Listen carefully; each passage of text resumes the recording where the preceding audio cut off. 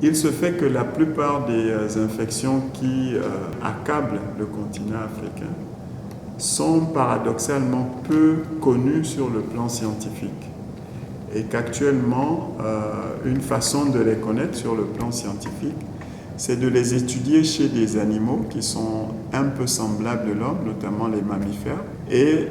de tenter de généraliser les connaissances qu'on a rassemblées chez ces mammifères à l'homme. Il se fait qu'il y a une très faible correspondance entre ce qu'on peut appeler les modèles animaux et le fonctionnement chez l'homme. Donc en fait, développer plutôt l'infection chez l'homme est une source de connaissances scientifiques qui permettent facilement de découvrir des vaccins, des candidats vaccins, des candidats médicaments, mais en plus qui permettent d'accélérer le développement de ces candidats vaccins et médicaments en permettant de très rapidement connaître leur efficacité chez l'homme. Donc c'est ça l'esprit du projet que le CERMEL a envie de développer. Mais avant de développer ce programme, le CERMEL s'est rapproché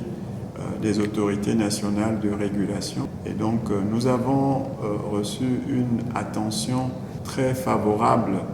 des autorités éthiques et réglementaires qui vont travailler sur la question et qui ont promis d'accompagner en fait sur le plan éthique et réglementaire le CERMEL dans la mise en place d'un tel programme. Je n'ai pas l'intention de faire croire que les infections chez l'être humain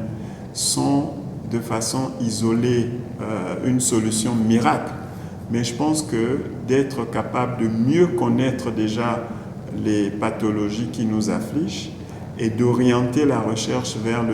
la découverte de candidats vaccins et médicaments est un grand pas en avant, un saut qualitatif. Mais en plus d'être capable d'accélérer le développement de ces candidats vaccins et médicaments est aussi un grand pas qualitatif dans le domaine de la recherche.